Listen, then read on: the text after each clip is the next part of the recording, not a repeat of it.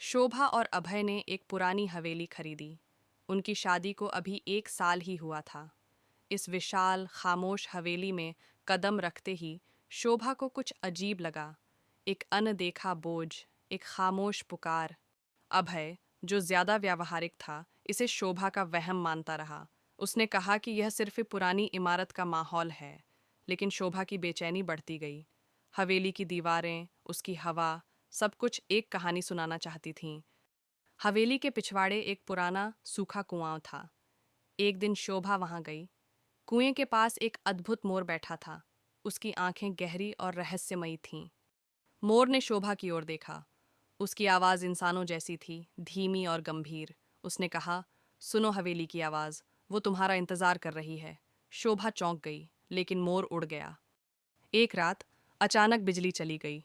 पूरी हवेली अंधेरे में डूब गई।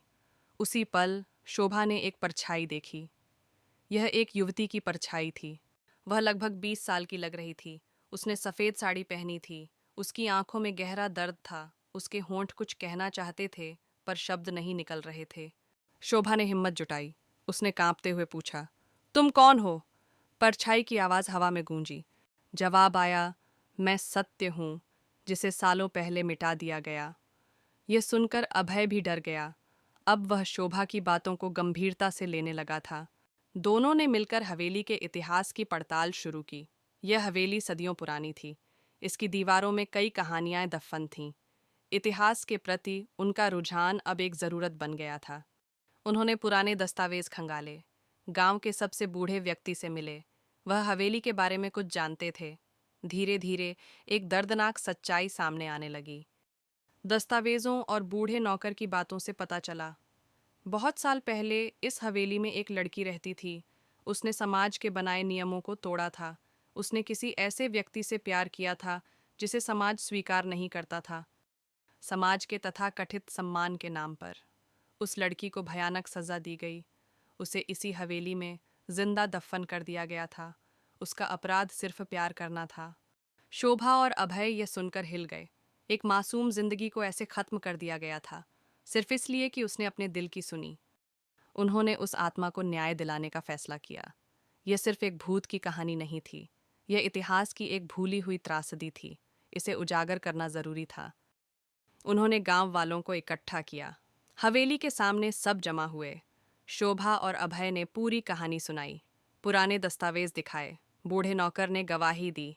गांव वाले पहले अविश्वास में थे, फिर धीरे धीरे सच्चाई की भयावहता समझ आई। सदियों पुराना रहस्य खुल गया था। एक भयानक सामाजिक अपराध सामने आया। गांव वालों ने मिलकर फैसला किया। उस लड़की की अस्थियां निकाली गईं। उन्हें पूरे सम्मान के साथ अग्नि को सौंपा गया। यह उसकी आत्मा को शांति देने का प्रयास था। उस रात हवेली में अजीब सी शांति थी। कुएं के पास बैठा मोर धीरे धीरे उड़ गया, मानो उसका काम पूरा हो गया हो। उसने सत्य को जगाया था। उसने इतिहास की आवाज़ को शोभा तक पहुंचाया था। शोभा और अभय की जिंदगी पूरी तरह बदल गई थी। वे अब सिर्फ एक जोड़े नहीं थे, वे एक सच्चाई को उजागर करने वाले बन चुके थे। उन्होंने इतिहास के एक काले अध्याय को बंद किया था। उन्होंने सीखा कि इतिहास सिर्फ किताबों में नहीं होता, ये हमारे आसपास पुरानी इमारतों में दफन कहानियों में जीवित रहता है। और कभी कभी इसे सुनना और समझना ज़रूरी होता है। हवेली अब डर की जगह नहीं थी, यह एक विश्वास की जगह बन गई थी। विश्वास की सच्चाई चाहे कितनी भी गहरी दफन हो, एक दिन सामने आती है। यह हवेली अब उस लड़की की याद दिलाती थी, उस सामाजिक अन्याय की याद दिलाती थी, और यह संदेश देती थी कि प्यार और आज़ादी को दबाया नहीं जा सकता। यह कहानी हमें सिखाती है, समाज के कठोर नियम, वे कैसे मासूम जिंदगियों को कुचल सकते हैं। इतिहास हमें चेतावनी देता है, हमें पुरानी गलतियों को दोहराना नहीं चाहिए। हर व्यक्ति को प्यार करने और अपनी ज़िंदगी जीने का हक है, बिना किसी डर के। इस वीडियो को लाइक, शेयर, कमेंट और सब्सक्राइब करना ना भूलें।